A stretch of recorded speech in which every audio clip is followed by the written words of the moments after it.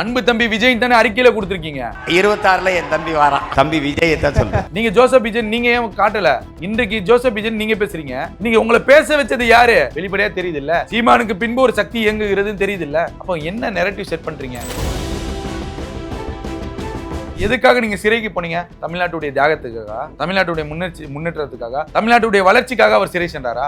அந்த யூடியூப்ல பேசினவர் சொல்லுங்க சீமான. திமுக மீது அவதூறு, திமுகவை குறித்து இழிவாக பேசியது, இதுதான் உங்க மேல போடப்பட்ட வழக்கு. இதுக்காக தான் நீங்க சிறைக்கு போனீங்க. பெரிய தியாகம் பண்ணிட்டு போன மாதிரி புகழ்றீங்க, அதை ஒரு இது மாதிரி உட்காந்து பேசுறீங்க, அதுக்கு ஒரு 20 பேர் கை தட்டுறாங்க. ஒரு தலைவரை தேர்ந்து திரையில வந்தவன் தேர்ந்தா நீங்க தலைவர் தானே, மக்கள் உங்களை தேர்ந்தெடுத்திருக்கணும்ல. சொந்த தொகுதியிலே நீங்க தோத்து போனீங்களே, சொந்த தொகுதி காரைக்குடி, அங்க தோத்து போனீங்களே, 4வது இடத்துக்கு போனீங்களே. அப்ப நீங்க தலைவர் தானே, உங்களை தேர்ந்தெடுத்துக்கலாம்ல. காரைக்குடியில, காரைக்குடி தொகுதிக்காக அவர் ஒண்ணுமே பண்ணலையே. காரைக்குடியில அவர் பிறந்தாருன்னு அங்க இருக்க மக்களுக்கே தெரியாது. 15 வருஷமாக சீமான் பேசக்கூடிய தமிழ் தேசிய அரசியலே மக்கள் ஏற்றுக்கொள்ளவில்லை. சீமானுடைய அடாவடி பேச்சை மக்கள் ஏற்றுக்கொள்ளவில்லை. சீமானுடைய தம்பிகள் அடாவடிய பேச்சை மக்கள் ஏற்றுக்கொள்ளவில்லை. இதுதான் நிதர்சனமான உண்மை. ஒத்துக்கோங்க.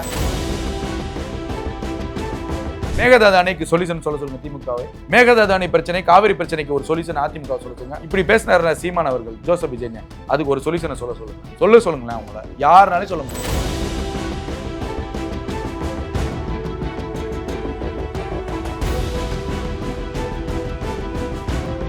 சீமான் அவர்கள் அவர் மாற்றுவோம் அப்படின்னு சொல்லிட்டு ஒரு மாநாடு நடத்தினாங்க. அதை நம்ம பார்த்தோம். நிறைய விஷயங்கள் முதல்ல ஒன்னொன்னா நான் வரேன் சார். அவர் ஃபர்ஸ்ட் சொல்றாரு, விஜய் அவர்கள் இன்றைய முதல்வர் ஏன் படம் நடிக்கும் போதே அறிமுகம் அப்படின்னு போடும்போது ஜோசப் விஜய்னு போடல, இப்போ முதலமைச்சரானே ஜோசப் விஜய் அப்படின்னு சொல்லி போடுறாரு. இதுக்கு என்ன ரீசன்? அப்போ நாங்க சாதியை ஒழிச்சிட்டோம், மதத்தை ஒழிச்சு தான் வாக்குலாம் வாங்கியிருக்கோம் நீங்க ஒரு பிரச்சாரம் பண்றீங்களா? அது முற்றிலும் தவறான விஷயம். அப்ப நீங்க இந்த மாதிரி ஒரு விஷயம் பண்றீங்களே. பெரம்பூர்ல ஏன் நின்னீங்க? ஏன்னா அங்க மதம் இருக்கு. திருச்சி கிழக்குல ஏன் நின்னீங்க? அப்படின்னா சாதி மதம் அங்க இருக்கு, அதனாலதான் அங்க நின்று வெற்றி பெற முடிஞ்சதுனாலதான் நின்னீங்க அப்படின்னு ஒரு என்ன பதில் சொல்ல தெரியல.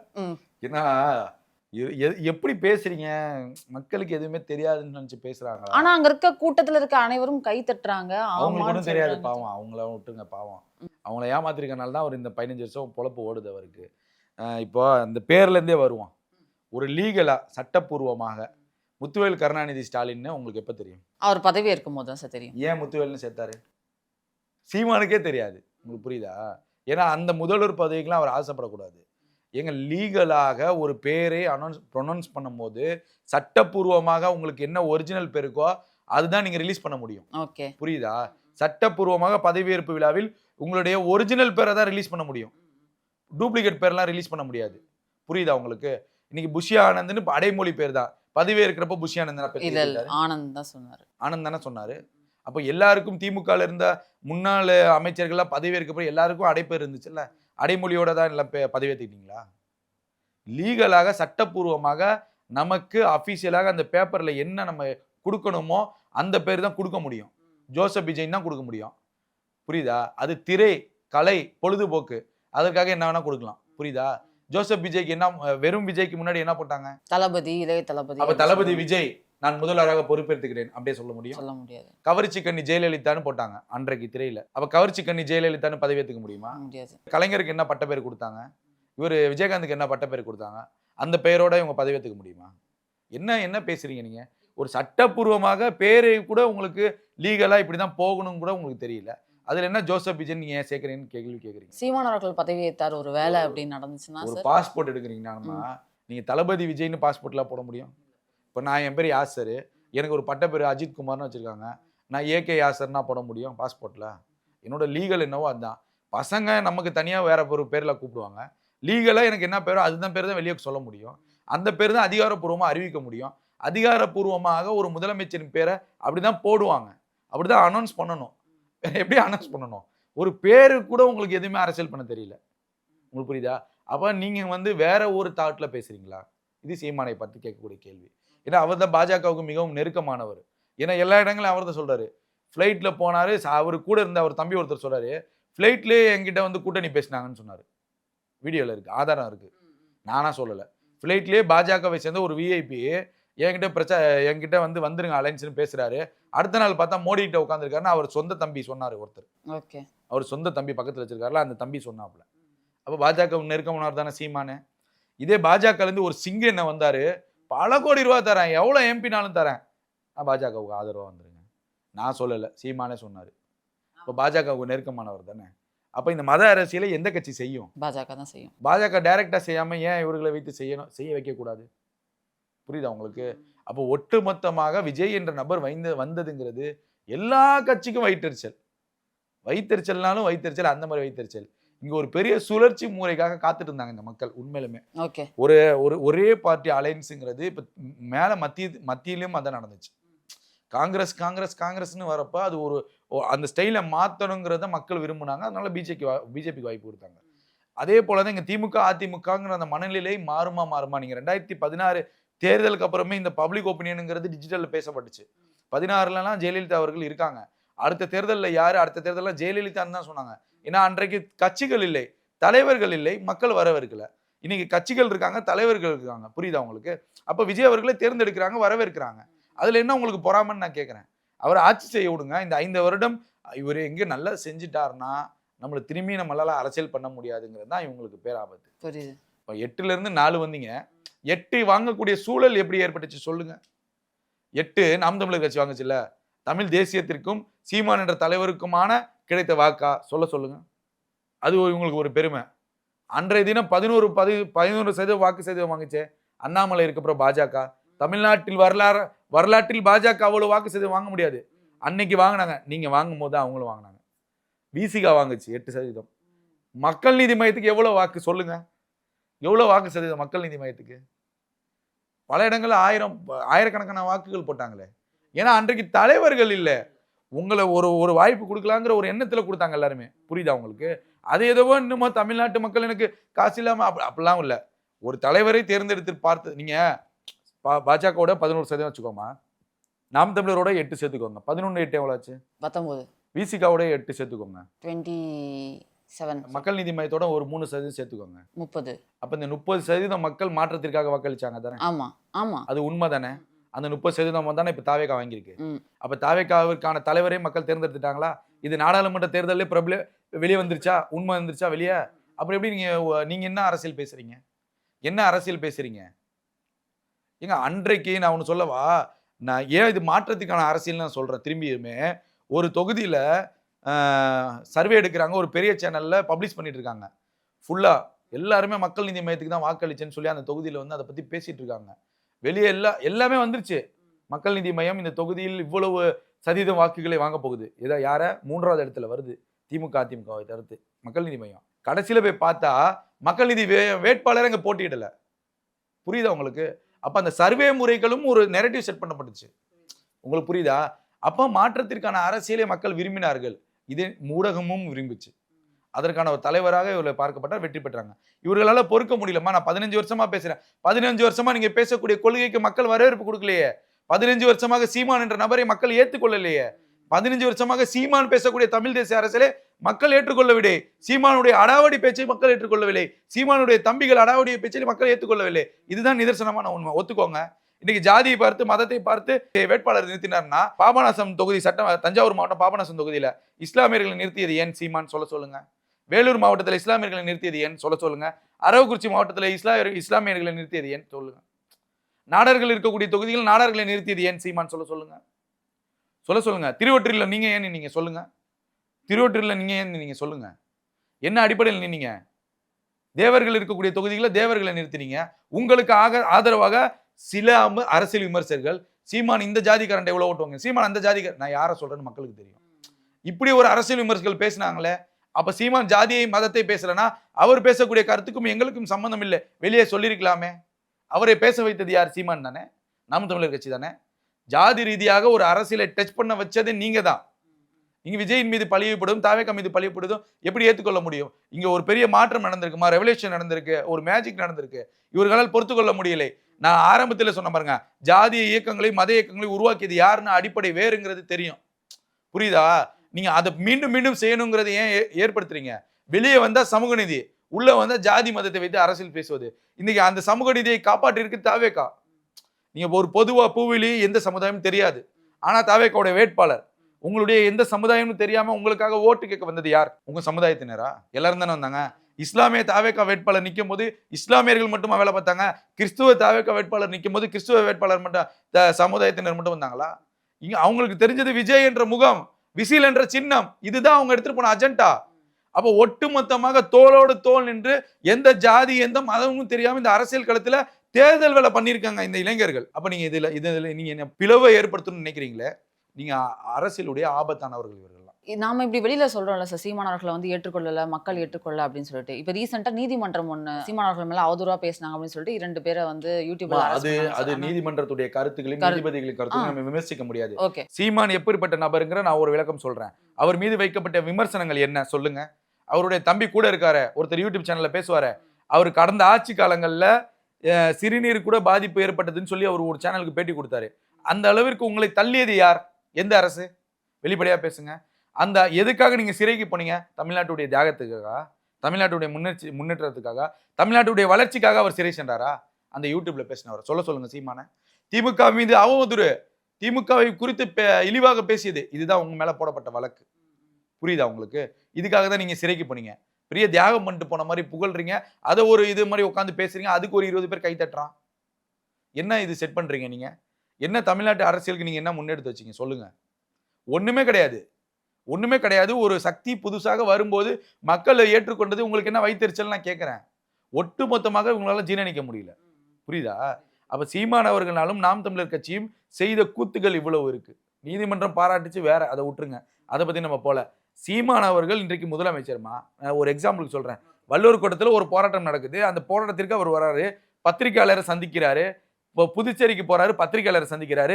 இங்க வராரு, பத்திரிகையாளரை சந்திச்சு என்ன இப்படி கேள்வி கேட்க மண்டே உடச்சிடும்டா உடனேன்னு சொன்னாரு. ஆதாரம் இருக்கா?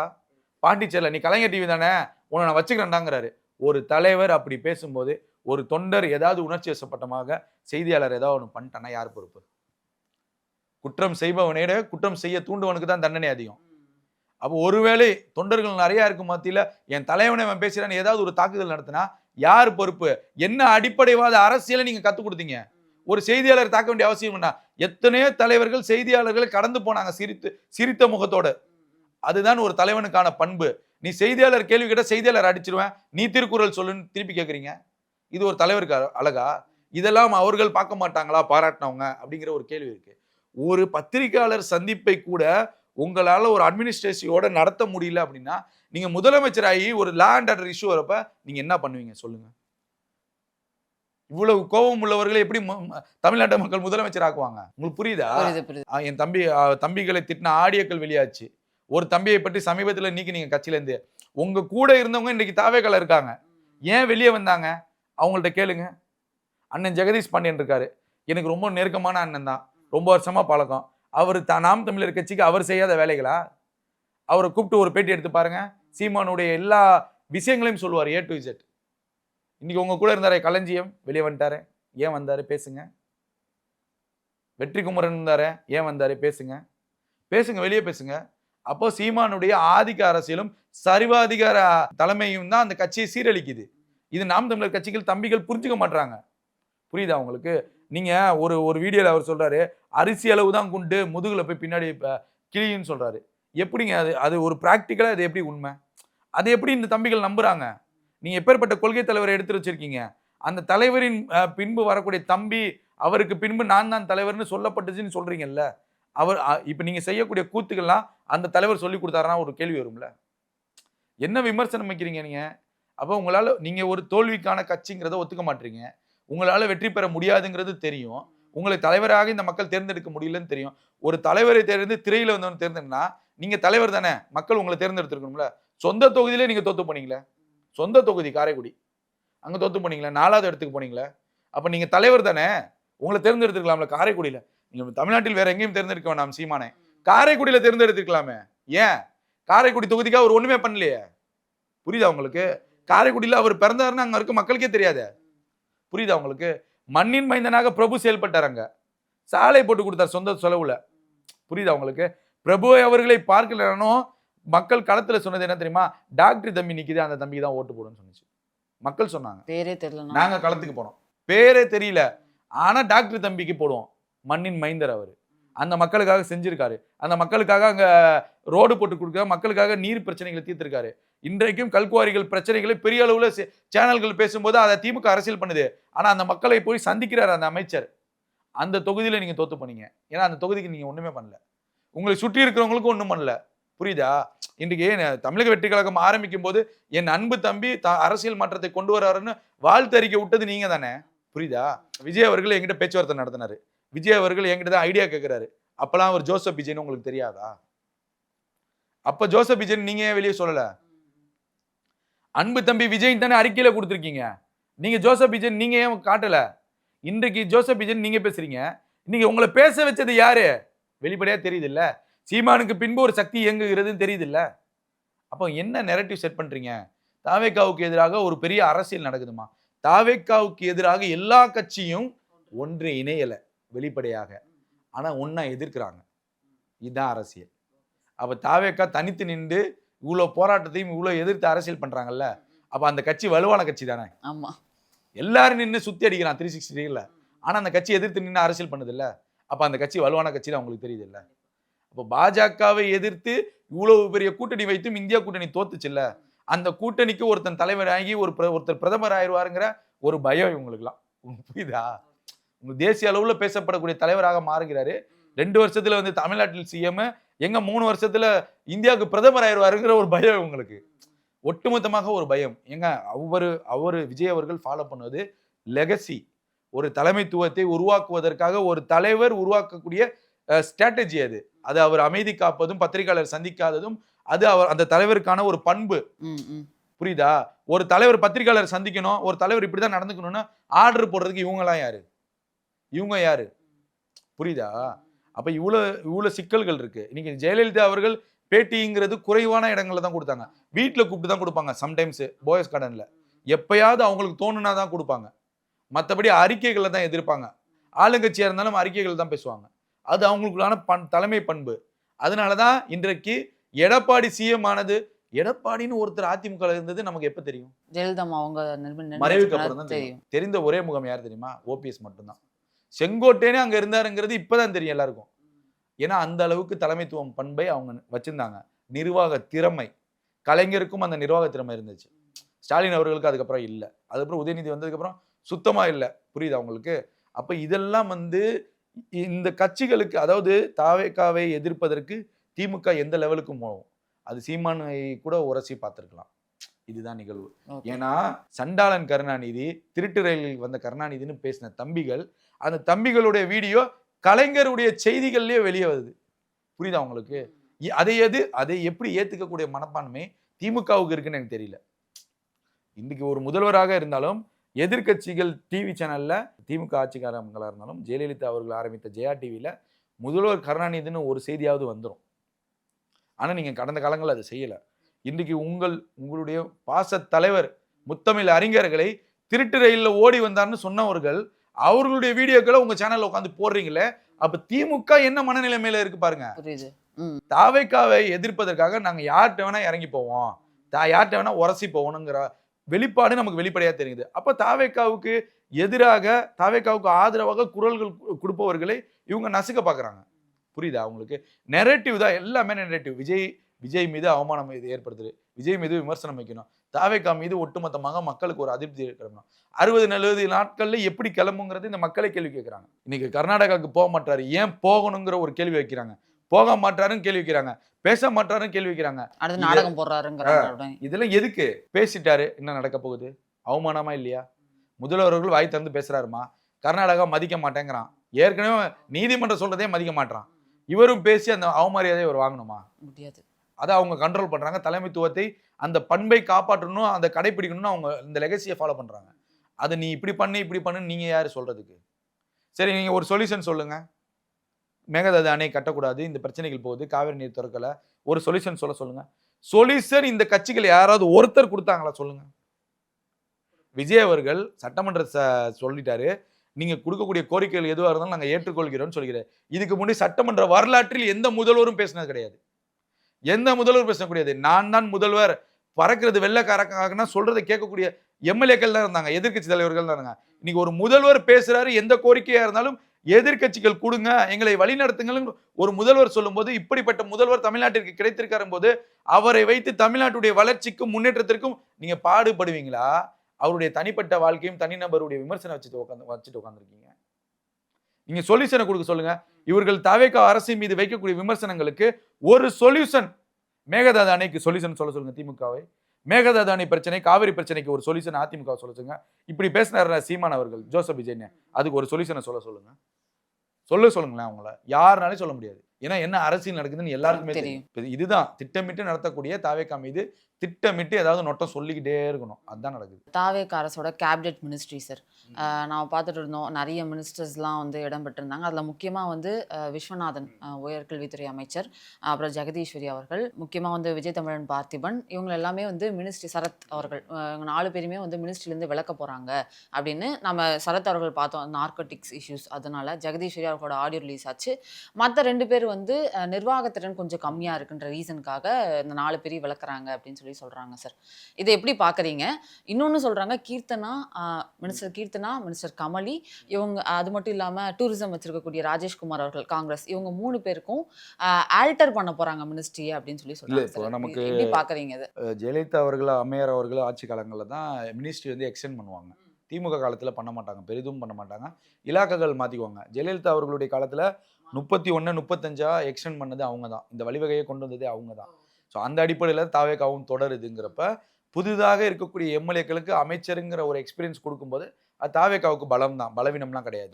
அப்போ இல்லாத ஒரு அமைச்சர் என்றாலே என்னன்னு தெரியாத ஒரு சட்டமன்ற உறுப்பினர் அமைச்சர் ஆகும்போது அது ஒரு பரவலாக இது எக்ஸ்பீரியன்ஸ் அடிப்படையில் பார்த்தீங்க அப்படின்னா, நானே சொல்லியிருந்தேன், ஒரு 9 மாதம் இல்லைன்னா 11 மாதத்துக்கு ஒரு முறை இந்த 4 வருடத்தில் அமைச்சரவை மாற்றினீங்கன்னா ஆல்மோஸ்ட் இருக்கக்கூடிய 108 பேரும் மினிஸ்டர் ஆயிடுவாங்க. அப்போ ஒரு எக்ஸ்பீரியன்ஸ் லெவல் கிடைச்சிரும். அப்போ கிடைக்கும் போது அவர்களும் முன்னாள் அமைச்சருங்கிற அந்த பதவிக்குள்ளே வந்துருவாங்க. நாளைக்கு அவர்கள் அமைச்சர்களாக அவளை சட்டமன்றத்தில் போட்டி போடலனாலும் அந்த கௌரவம் அவர்களுக்கு வந்துடும். இவர் லெகசிக்கு ஃபாலோ பண்ணிக்கலாம். அப்போ தாவேகாவில் இப்படி இவ்வளவு எம்எல்ஏக்கள் இருந்தாங்கங்கிற ஒரு வரலாறு பேசப்படும். இன்னொரு 50 ஆண்டு காலம் கழிச்சு நம்ம எப்படி அண்ணாவுடைய ஆட்சியை பற்றி பேசுகிறோம், எம்ஜிஆருடைய ஆட்சியை பேசுகிறோம், இதே போல தாவேகா அரசை பற்றியும் விஜய் அவர்களை பற்றியும் நம்ம 50 வருஷம் கழிச்சு பேசுவோம். அன்றைக்கு 108 பேரை அமைச்சராக்கி அழகு பார்த்தவர் இந்த ஒரே முதலமைச்சர்னு. இது வரலாறு. இது ஒரு பெரிய வரலாறு நான் சொல்றது. 108 பேர் மினிஸ்ட்ரினா அந்த குடும்பத்துடைய அந்த பண்புங்கிறது மாறும் டோட்டலா. அவங்களுக்கு அரசியல் பார்வைங்கிறது இளைஞர்கள் மேல இன்னும் ஆர்வம் அதிகமாகும். இப்படிதான் வந்து நகர்த்தணும். ஸோ இதை நான் பண்ணணும்னு நான் எதிர்பார்க்குறேன் ஒரு 11 மாதத்திற்குள்ள. இது ரொம்ப இயர்லியா தோணுது சார். 3 மாசம் தான் இன்னும் அவங்க அதிகாரப்பூர்வமா அறிவிக்கல. ஆனா ஒரு ரொட்டீனா ஒரு ஃபார்மேட் ஓடுது. பட் காங்கிரஸ் உடைய அமைச்சர்களை நீக்குவதற்கு தாவேகாவுக்கு உரிமை கிடையாது. அதே ஒரு ஃபேக்குங்க மாதிரி தெரியுது. விஸ்வநாதனை அமைச்சரவையிலிருந்து நீக்குவதற்கு தாவேகாவுக்கு அதிகாரம் கிடையாது. ஏன்னா நீங்க மாத்திக்கோங்கன்னு கோரிக்கை தான் வைக்க முடியும். ஒருவேளை அவங்க வச்சாங்களா என்னன்னு தெரியல. ஆனா அதுக்கு முன்னாடி ஒரு ஃபார்மேட் ஓடிட்டு இருக்கு. அதே போல இலாக்காக்கள் மாற்றுவது காங்கிரஸ் நிர்வாகிகளுக்கு, அது கூட்டணி கட்சிகளுக்கு இலாக்கா கொடுப்பது தாவேகாவுக்கு தான் உரிமை இருக்கு. அவங்களுக்கு மாத்திக்கிறதுக்கு உரிமை கிடையாது. அப்ப காங்கிரஸ் உடைய அமைச்சரவை மாற்றம்ங்கிறது காங்கிரஸ் தான் மாற்ற முடியும், தாவேகா மாற்ற முடியாது. ஆனா சில அமைச்சர்கள் மேல அந்த இருக்கக்கூடிய அலிகேஷன்ஸ் இருக்குல்ல, இது வந்து ப்ரொஜெக்ட் பண்ணப்படுது, இது விமர்சனத்துக்குள்ளாகப்படுது, தவறுன்னு தாவேகாவுக்கும் உணரப்படக்கூடிய தருணங்களாக இருக்கு. அப்ப தாவேகா இதை திருத்திக் கொள்ளணுங்கிறத நம்ம பார்க்கணும். இப்போ ஒரு அமைச்சர்களுடைய ஆடியோக்களும் சில அமைச்சர்கள் எக்ஸ்போஸ் ஆகுறாங்க அப்படின்னா, இந்த எக்ஸ்போஸ் லெவலை நீங்க மீறிட்டீங்கன்னா நீங்களும் திமுக அதிமுக மாதிரி ஆயிருவீங்க. அப்ப மாற்று சக்தியாக நீங்க வந்து பிரயோஜனமே இல்லாம போயிடும். மக்கள் இப்படிதான் பார்ப்பாங்க. உங்களுக்கு புரியுதா? அப்ப இந்த நடவடிக்கைகள் எடுப்பது ரொம்ப ஆரோக்கியம். நீங்க நடவடிக்கைகள் மட்டும் எடுக்காமல் கட்சி ரீதியாக கொடுக்கக்கூடிய பொறுப்பை பறிங்கன்னு சொல்றேன். அவங்க எம்எல்ஏவை தொடரட்டும். அவங்க மாவட்ட தலைவர் கொடுத்தீங்களா பறிங்க, மாநில பொறுப்பு கொடுத்தீங்கன்னா பறிங்க. அப்ப அடுத்த ஒரு எம்எல்ஏக்கு அது செய்யாம ஒரு பயம் வரும். இன்னைக்கு இருக்கக்கூடிய எம்எல்ஏக்கள்லாம் பாதி பேர் மாவட்ட தலைவராக இருக்காங்க. மாவட்டத்தில் நடக்கக்கூடிய உட்கட்சி பிரச்சனை நிறைய வெளியே வருது, நிறைய வாட்ஸ்அப் மூலியமா வருது. அப்ப நீங்க அதை தடை செய்யணும். அந்த விமர்சனத்துக்கு வழி விட்டுறாதீங்க. அப்ப நீங்க ஒரு எம்எல்ஏக்களை மாவட்ட தலைவர் பதவியிலேருந்து பறிச்சீங்கன்னா ஒட்டுமொத்தமாக எல்லாருக்கும் அந்த பயம் வரும். என்னப்பா அவரே இப்படி பண்ணிட்டாங்க, ஒரு சீனியரே இப்படி பண்ணிட்டாங்கன்னா எல்லாருக்குமே பயம் வரப்ப அந்த இயந்திரம்ங்கிறது சரியா செயல்படும், தாவேகாங்கிற கட்சிங்கிறது சரியா செயல்படும். அப்ப இந்த மாற்றத்தை விஜய் அவர்கள் ஸ்ட்ரிக்டா ஹேண்டில் பண்ணணும்னு நம்ம பார்க்குறோம். அப்ப இந்த துறை சார்ந்து யார் தகுதியான நபர்களோ இந்த ஃபர்ஸ்ட் வருஷங்கிறது வந்து நம்ம கரெக்டா ஒரு எக்ஸலண்ட் ஆஃபீஸர்ஸ், எக்ஸலண்ட் எம்எல்ஏக்களுக்கு தான் நம்ம கொடுக்கணும். அது சில அதாவது அவங்க ஸ்ட்ராட்டஜி படி இவங்களாம் இந்த டிபார்ட்மெண்ட்டுக்கு சரியா இருப்பாங்கன்னு தான் அவங்க ஆலோசனை பண்ணி தான் கொடுத்துருப்பாங்க. ஆனா அவர்கள் வேறு விதமாக எக்ஸ்போஸ் ஆகும்போது அது ஒட்டுமொத்தமாக விஜய் என்ற நபரை தான் பாதிக்கும். விஜய் அரசுன்னு தான் சொல்லுவாங்க எதிர்கட்சிகள். ஜெகதீஸ்வரின்லாம் பேச மாட்டாங்க, கீர்த்தனான்லாம் பேச மாட்டாங்க. ஒட்டுமொத்தமாக விஜய் என்ற நபரை தான் பாதிக்கும், தாவேகா என்ற அரசை தான் பாதிக்கும். அப்போ ஒரு நபர் தான் உங்களுக்கு பவர் சென்டரா இருக்கும்போது இது சுய ஒழுக்கத்தோட தன்னொழுக்கத்தோட இந்த எம்எல்ஏக்களும் புரிஞ்சுக்கணுங்கிறேன் நான். எல்லாத்துக்குமே உங்க தலைவரே பேசணும்னு நீங்க ஏன் அதை உருவாக்குறீங்க? அதுதான் நான் கேட்கிறேன். உங்களுக்கு ஒரு உங்க ரெஸ்பான்சிபிலிட்டி. முகத்தை பார்த்து வாக்களித்தது வெறும் 5-10% தான். 90% விஜய் என்ற முகத்திற்காக தான் உங்களுக்கு வாக்களிச்சுச்சு. உங்களை சட்டசபையில் அழகு பார்த்து உட்கார வைத்ததுக்கு அந்த தலைவனுக்கு நன்றி விசுவாசத்தோட இருங்க. நீங்க இவ்வளவு எக்ஸ்போஸ் ஆகக்கூடாது. அப்ப அந்த தலைவனை மீறி நீங்க செய்யக்கூடிய செயல்கள் அந்த தலைவனை பாதிக்கும்னா அந்த தலைவன் இவர்களை விடக்கூடாது. இதை தான் நம்ம சொல்றோம். இன்னைக்கு மாற்றத்திற்கான ஆட்சி, தூய ஆட்சின்னு நம்ம சொல்லி வந்திருக்கோம். மக்கள் அப்படிதான் நம்மளை பாக்குறாங்க அப்படின்னா நீங்க சுய ஒழுக்கத்தோட இருக்கணும். இன்னைக்கு தினமலர் பத்திரிகையில முதல் பத்திரிகையில ஒரு சட்டமன்ற உறுப்பினர் லஞ்சம் வாங்குறாரு, சட்டமன்ற உறுப்பினரின் பெயரை சொல்லி லஞ்சம் வாங்குறான்னு பேப்பர்ல வருதுங்க. அப்ப அந்த இடத்தை அந்த அளவிற்கு நீங்க வழிவகை செஞ்சு வச்சிருக்கீங்க. எக்ஸ்போஸ் ஆகுறீங்க. இன்னைக்கு நீங்க திமுக வைக்கக்கூடிய விமர்சனங்களை பேசும்போது நீங்க எந்த முகாந்திரத்தோட பேசுவீங்க? எப்படி அந்த தலைவர் பேச முடியும்? உங்க எம்எல்ஏ இப்படி பண்ணிட்டான்னு அவன் எடுத்து வச்சானா அந்த தலைவருக்கு ஒரு அவமரியாதை இல்ல, அசிங்கமரியாதை. அப்ப அந்த தலைவரை அசிங்கப்படுத்தி பார்க்கணும்னு நீங்க ஆசைப்படுறீங்களா? நான் நிர்வாகத்தை சொல்ல மாட்டேன். புரியுது. உங்களுக்கு ஒழுக்கம் இருக்கணும். உங்க மன ரீதியாக மனசாட்சியின்படி நீங்க உங்களை தன்னிலைப்படுத்திக்கோங்க. நம்ம தவறு செய்யக்கூடாது, நம்ம தலைவரை பாதிக்கும், நம்ம செய்யக்கூடிய தவறுகளை எதிர்க்கட்சிகள் எடுத்து பேசும்போது விஜய் என்ற நபரை தானே தாக்குவாங்கிறத நீங்க நினைவு வச்சுக்கணும். புரியுதா? அப்ப நீங்களாம் சரியா இல்லையே. சரியா இருந்தானே இன்னைக்கு இவ்வளவு பிரச்சனைகள் வருமே. இன்னைக்கு ஒரு பெண் ராணிப்பேட்டை மாவட்ட தலைவர் மேல புகார் வைக்கிறாங்க. நடவடிக்கை இல்ல. அது வருத்தத்திற்குரியது. என்னன்னு விசாரிங்கன்னு நம்ம சொல்றோம். இன்னைக்கு நம்ம உதயநிதிக்கு எதிராக பேசும்போது தாவேக்கால இப்படி ஒரு தவறு நடக்குது. அப்ப அதையும் பேசிதான் ஆகணும். அப்ப நீங்க அதை எடுத்து பேசுங்கன்னு நம்ம சொல்ல வரோம். அதற்கான நடவடிக்கைகள் எடுங்க. வழிவகை செய்யாதீங்க. நாளைக்கு திமுக இதை குறித்து ஒரு கேள்வி கேட்பான்ல. இப்ப நம்ம சட்டசபையிலே கேட்பாங்க. அது உதயநிதிக்கு எதிராக தொடர்ந்து நீங்க போராட்டம் எடுக்கக்கூடியது வரவேற்கத்தக்கது, வாழ்த்துறோம். அதே போராட்டம் நீங்கள் மற்ற செயல்பாடுகளுக்கும் இருக்கணும். இன்னைக்கு பாஜகவை எதிர்க்கணும்னு திமுக சொல்லுதுன்னா அந்த இடத்திற்கு நீங்க போயிடாதீங்க, விமர்சனத்துக்கு போயிடாதீங்கன்னு சொல்றேன். ப்ரீவியஸா நடவடிக்கை எடுத்துருங்க. திமுக இப்படிதான் விமர்சனம் வைக்கும், அதிமுக இப்படிதான் விமர்சனம் வைக்கணும். அந்த விமர்சனத்தை நீங்க கணிக்க பாருங்கன்னு நான் சொல்ல வரேன். அந்த இடத்துல தான் திமுக தவற விட்டுச்சு. அந்த இடத்த தாவேக்க தவற விட்டுருக்க கூடாது. அப்ப நீங்க விமர்சனங்கள் வராத அளவிற்கு உங்களுடைய கட்சி நிர்வாகிகளையும் மாவட்ட தலைவர்களும் எம்எல்ஏக்களையும் வார்னிங் கொடுங்க, தூக்குங்கன்னு சொல்றேன்.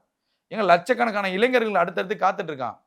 இன்னைக்கு ரமேஷ் தான் எம்எல்ஏ ஆகி மினிஸ்டர் ஆவார்னா யாரும் நினைக்கல. அப்ப ரமேஷை போட்டு இன்னும் கட்சிக்காரன் அவ்வளவு பேர் இருக்கான். அவனுக்கு ஒரு வாய்ப்பு கொடுங்க. இவர்களே நிரந்தரமான மண்டல தளபதிகளாக உருவாக்குவது தாவேக்காவுக்கு பெரும் ஆபத்து. மாவட்ட தலைவர்களை நிரந்தர மாவட்ட தலைவர்கள் ஆக்குவது தாவேக்காவுக்கு பெரும் ஆபத்து. இது மாற்றத்திற்கான கட்சியே வராது, கணக்கிலே வராது. அப்படி செஞ்சிட்டீங்கன்னா அப்ப மண்டல தளபதிகளை உருவாக்கினார் தாவேக்கா அழிவை நோக்கி போகும். இன்றைக்கு எப்படி நேரு என்றால் திருச்சி, கரூர் என்றால் செந்தில் பாலாஜி, திருவண்ணாமலை என்றால் வேலு, கடலூர் என்ற எம்ஆர்கேங்கிற அந்த மண்டல தளபதிகள் உருவாக்குறாங்கல்ல, இதுதான் திமுகவுக்கு அழிவை கொடுத்தது. இது தாவேக்காவுக்கும் அழிவை. அந்த தளபதிகளாக உருவாக்க தாவேக்காவில் பல அமைச்சர்களும் எம்எல்ஏக்களும் முயல்றாங்க. அது ஒரு பெரும் ஆபத்து. அதை முளையிலே கிள்ளி போட்டுருங்க. அதுதான் மாவட்ட தலைவர்களுக்கு சொல்றேன். அப்ப இந்த மாதிரி தவறுகள் நடக்கும்போது அது சீர் செஞ்சுக்கணும். அப்ப இந்த அமைச்சர்கள் மாற்றம்ங்கிறது வரவேற்கத்தக்கது. அப்ப அடுத்த அமைச்சர்களுக்கு பயம் இருக்கும். அடுத்த அமைச்சர்கள் லஞ்ச லாவணியத்துக்கு போக மாட்டாங்க. இன்னைக்கு லஞ்சம்ங்கிறது ஒரு பெரிய ஃபேக்டரா தமிழ்நாட்டில் பேசப்படுது. ஒரு பெரிய மாற்றம் நடந்திருக்கு. எந்த முதல்வரும் சொல்லாத போது ஒரு முதல்வர் வெளிப்படையாக இது என் தம்பியோட ஆட்சி, என் அண்ணனுடைய ஆட்சி, ஏன் விஜயுடைய ஆட்சி நடக்குதுன்னு உரிமையா சொல்லுங்கன்னு ஒரு முதல்வர் சொல்லும் போது அதற்கான மாற்றம் எப்படி இருக்கு தெரியுமா? களத்துல பெரிய அளவுல மாற்றம் நடந்திருக்கு. இன்னைக்கு லஞ்சம் என்றால பயந்து ஓடுறாங்க. ஒரு அரசு இதுல மானாமதுரையில தான் சொல்றேன் நினைக்கிறேன், தாலுகா ஆபீஸ்ல பேப்பரோட வாங்க, பணத்தோட வராதீங்கன்னு ஒரு போர்டு வச்சுட்டு வெளியே நின்று தடுக்கிறாங்கன்னா இந்த அரசியல் மாற்றத்தை கொடுத்தது மாண்புமிகு தமிழ்நாட்டின் முதல்வர். அப்ப அந்த முதல்வருக்கு இணையாக நீங்க ஓடாம நீங்க எக்ஸ்போஸ் ஆயிட்டு இருந்தீங்கன்னா என்ன அர்த்தம்? அப்ப தாவேக்காவுக்கு எதிராக நீங்களே திட்டமிட்டு குழியை தோண்டி புதைக்கிறீங்களா? அப்ப விஜய் அவர்களுடைய மாண்புமிகு முதல்வருடைய கவனத்திற்கு போகணும், பொதுச் செயலாளருடைய கவனத்திற்கு போகணும். இதெல்லாம் நடவடிக்கைகள் நீங்க எடுக்கணும். உடனே நடவடிக்கை எடுக்கல. இன்னைக்கு இவ்வளவு பெரிய ஒரு மாற்றம் நடந்திருக்கு. அப்ப அந்த மாற்றம் நடக்கிறப்போ இந்த மாதிரி ஒரு மாவட்ட தலைவர் மீது பாலியல் குற்றங்கள் வரும்போது இப்ப இந்த மாற்றம் மறைஞ்சு போயிருமே. இந்த மாற்றம் மறைஞ்சு போயிடும். இந்த விமர்சனம் தானே எதிர்கட்சிகள் எடுத்து பேசுவாங்க. இன்றளவுக்கும் பேசுறாங்க. நேற்று உதயநிதி பேசின உடனே இதெல்லாம் சரியான எடுத்து பேசுறாங்க. அப்ப இந்த அளவிற்கு வழிவகை விட்டது யாரு? நீங்க ஆரம்பத்துல நிர்வாகிகளை கைது செய்து எஃப்ஐஆர் போட்டீங்க. வரவேற்கிறோம், வாழ்த்துறோம், அதுதான் செஞ்சீங்க, பாராட்டுறோம். அந்த மாதிரி இந்த விஷயத்தை நீங்க முன்னெடுக்கணுங்கிற. மாவட்ட தலைவர் ஏன் தகுதி நீக்கம் செய்யப்பட்ட ஒரு மாவட்ட தலைவர் அடுத்த மீட்டிங்ல அவன் வரக்கூடாது. ஆனா அவன் எல்லா மீட்டிங்லும் வந்து நிக்கிறான். தாவேக்காலே சொல்றேன், அது தவறு. சின்ன சின்ன விஷயங்களை பார்த்து அவங்க செய்யணுங்கிறேன். அப்ப விமர்சனம் செய்யும் அளவிற்கு வழி விடாதீங்க. எல்லாத்தையுமே முதல்வர் கண்காணிக்க முடியாதுமா. எல்லாத்தையுமே ஸ்டாலின் கண்காணிக்க மாட்டார். எல்லாத்தையுமே ஜெயலலிதா அவர்கள் அவர்களுக்கு கீழே சில அதிகாரிகள், சில குழுக்கள் இருக்கும். அவங்க தான் எடுத்துட்டு வந்து ரிப்போர்ட் கொடுப்பாங்க. அந்த ரிப்போர்ட்டை நீங்க உருவாக்குங்க. ஒரு குழுவை உருவாக்குங்க. ஒழுங்கு நடவடிக்கை குழுவை உருவாக்குங்க. யார் யார் தப்பு செய்யறா வாட்ச் பண்ணுங்க. ஒரு சட்டமன்றத்திற்கு 2 குழுக்களை அமைக்கலாம். தாராளமா அமைக்கலாம். அந்த சட்டமன்ற உறுப்பினர் தொகுதி வாரியாக, வார்டு வாரியாக தினசரி 1 மணி நேரம் அந்த தொகுதிக்கு போறாரா பாருங்க. என்ன செயல்பாடுகள் பாருங்க. அதில் சிறந்த சட்டமன்ற உறுப்பினரை அமைச்சராக்குங்க. அவர்களுக்கெல்லாம் வாய்ப்பு கொடுங்க. ஸோ இது ஒரு ரொட்டீன் முறையில் நடக்கணும். நிறைய இளைஞர்கள், லட்சக்கணக்கான இளைஞர்கள் காத்து கிடக்குறாங்க. அவங்களுக்கெல்லாம் வாய்ப்பு கொடுங்க. இங்க பல மாவட்ட தலைவர்கள் நிரந்தர மாவட்ட தலைவர்களாக இருக்கணும்னு நினைக்கிறாங்க வாழ்நாள் முழுவதும். அது பெரும் ஆபத்து தாவேகாவுக்கு. சில அமைச்சர்கள் மண்டல தளபதிகளாக உருவாக்க முயற்சி செய்றாங்க. இது பெரும் ஆபத்து. இந்த ரீஷஃபிள் அப்படிங்கிறது இந்த ஃபர்ஸ்ட் ரீஷஃபிளா சொல்றாங்க சார் பட்ஜெட்டுக்கு அப்புறமா. இதே செகண்ட் ரீஷஃபிள் வந்து செப்டம்பர், அக்டோபர் டைம்ஸ் நடக்கும். லோக்கல் எலெக்ஷனுக்கு அப்புறம் அமைச்சரவை மாற்றம்ங்கிறது உறுதியான தகவல். ஓகே. அது நடக்கும். அது ரொட்டீனா நடக்கக்கூடிய தகவல். ஆனா இந்த பட்ஜெட்டுக்கு அப்புறம் வரக்கூடிய தகவல்ல எந்தவித அதிகாரப்பூர்வ தகவலும் இல்ல. ஆனா சில நீங்க வைக்கக்கூடிய குற்றச்சாட்டுகள் மூலம் பார்க்கும்போது, விமர்சனங்களின் மூலமாகும்போது மாற்றக்கூடிய அவசியம் தாவேகாவுக்கு இருக்கு. அதுல மாற்று கருத்து கிடையாது. தாவேகா சில அமைச்சரவைகளை மாற்றணும். அதுல மாற்று கருத்தே கிடையாது.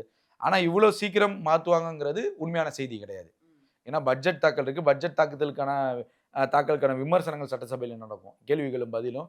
அதுக்கப்புறம் அது போய் மக்கள்கிட்ட எக்ஸிக்யூட் ஆகுறதுக்கு டைம் பீரியட் எடுக்கும். நீங்க அந்த டைம்ல அமைச்சரவையை மாத்தினா இந்த பட்ஜெட் தாக்கல் பண்ணியும் பிரயோஜனம் இல்லாம போயிடும். ஸோ அந்த மாதிரி விஷயங்களை தாவேகா செய்யாது.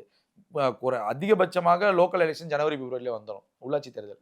அது முடிந்ததுக்கு அப்புறம் மாற்றக்கூடிய அவசியம் இருக்கும். புரியுதா உங்களுக்கு? ஸோ அந்த மாதிரி பண்ணலாம். ஸோ இந்த மாதிரி நடவடிக்கைகள் எடுப்பது தாவேகா வரவேற்கத்தக்கது தான். அது ஒன்றும் குறை கிடையாது. நான் ஆரம்பத்திலே சொன்னேன் 107 எம்எல்ஏஸ் இருக்காங்க. இதை நீங்க சஃபுல் பண்ணி 30, 20 டிவைட் பண்ணாலுமே 107 பேருமே 4 வருஷத்துல மினிஸ்டர் ஆயிருவாங்க. இப்போ இடைத்தேர்தல் வந்துச்சு அப்படின்னா அதிமுக இருந்து ரிசைன் பண்ணிட்டு இங்க வந்திருக்காங்க இல்லையா, அவங்க நின்று போட்டிட்டு ஜெயிச்சாங்கன்னா அவங்களுக்கு மினிஸ்ட்ரி தர வாய்ப்பு இருக்குன்னு ஒரு தகவல், அபிஷியல் கிடையாது, ஒரு தகவலா சொல்றாங்க. அதுதான் அந்த அக்டோபர், செப்டம்பர்ல மாத்துச்சுன்னா நடக்கும்ன்றாங்க. நீங்க பேசினது மாதிரி பார்த்தோம்னா local body election local body election வரும்போது இடைத்தேர்தலையும் நடத்தக்கூடிய திட்டம் எலெக்ஷன் கமிஷனுக்கு இருக்கும். ஏன்னா அவங்களுக்கு 2 வேலையா போயிடும். லோக்கல் எலெக்ஷன் வரப்போயே அந்த தொகுதியில் அதையும் வச்சு முடிச்சிட்டாங்கன்னா முடிச்சிருவாங்க. அப்ப 2வது சில இடைத்தேர்தலுக்கான அந்த தேர்தல் வழக்குகள் நிலுவையில் இருக்கு. இன்னும் பல இதுல பிரச்சனைகளா ஓடுது. அதனால அதை ஹோல்ட் பண்ணி வச்சிருக்காங்க. ஸோ அதற்கான நடத்தக்கூடிய வாய்ப்புகள் இல்லை தற்காலிகமா. ஆனா அதிமுகல இருந்து வந்தவங்க அந்த தொகுதியில அவங்க தான் எம்எல்ஏ. அவங்களுக்கு தானே கொடுத்தாகணும். தார்மீக அடிப்படையில் அவங்க தான் அந்த தொகுதிக்கு சொந்தக்காரர்கள். கூடுதலாக ஒரு பலம் விசில் சின்னத்துல நிற்பாங்க. அவ்வளவுதான். அப்ப அவங்களுக்கு எம்எல்ஏ சீட்டுங்கிறது உறுதியான தகவல். அதுல மாற்றுக்கிறது அவங்க தான் அதுக்கான தகுதியானவர்கள். ஆனா அவங்களுக்கு அமைச்சரவை கொடுப்பதுங்கிறது நிறுத்தி வைக்கலாம். ஏன்னா அவர்கள் மீது சில வழக்குகள் இருக்கு, சில புகார்கள் இருக்கும்போது அதை நிறுத்தி வைக்கலாம். அதுல எல்லாருமே குற்றவாளிகள் கிடையாது. ஒரு சிலர். அதை தாவேகா நிறுத்தி வைப்பது ஆரோக்கியம் தான், மாற்று கருத்து கிடையாது. பட் அவர்களை எம்எல்ஏக்கே அழகு பார்க்கலாங்கிறது தாவேகாவுடைய உறுதி. அவங்க கொடுத்துட்டாங்க தாவேகா. நீங்க தான் எம்எல்ஏ, ஆனா விசில் சின்னத்துல நிற்பீங்க. அப்ப அவங்க விசில் சின்னத்துல நின்று இடைத்தேர்தல் சந்திப்பாங்க. அவங்க தான் சந்திப்பாங்க. புது வேட்பாளர்களுக்கு வாய்ப்பு தர மாட்டாங்க. பட் அமைச்சரவைங்கிறது அதுல கிடைப்பதற்கான சிரமங்கள் இருக்குது. ஏன்னா அவர்கள் மீது புகார்கள் இருக்கு. அதை கொடுத்துட்டீங்கன்னா தாவேகா தூய சக்தின்னு நம்ம சொல்ல முடியாது. எல்லா கட்சியும் மாதிரியும் அது. ஏன்னா அவர் இங்க 5 வருஷம் எக்ஸ்பீரியன்ஸ்ல கடந்த ஆட்சி காலங்களில் தான் அவர் தவறு செஞ்சிருக்காங்க. இந்த ஆட்சி காலங்களில் தாவேகா வந்ததுக்கு அப்புறம் எங்கேயுமே தவறு செய்யல. அப்ப இந்த 5 வருஷத்துல 31 வரைக்கும் சரியாக இருந்து அவர் 31 வெற்றி பெற்று நீங்க ஆட்சி அதிகாரத்துக்கு வரும்போது அமைச்சர் கொடுத்தா யாரும் உங்களை கேள்வி கேட்க மாட்டாங்க. ஏன்னா அந்த விமர்சனத்துக்கு அப்பாட் ஆயிரும் அது. ஸோ அது ஒரு தூய்மையான ஒரு முறையாக இருக்குங்கிறது நம்மளுடைய பார்வை. உங்கள் நேரத்தை ஒதுக்கி இந்த விழாவில் கொடுத்தது ரொம்ப நன்றி சார். நன்றி பூவிலி.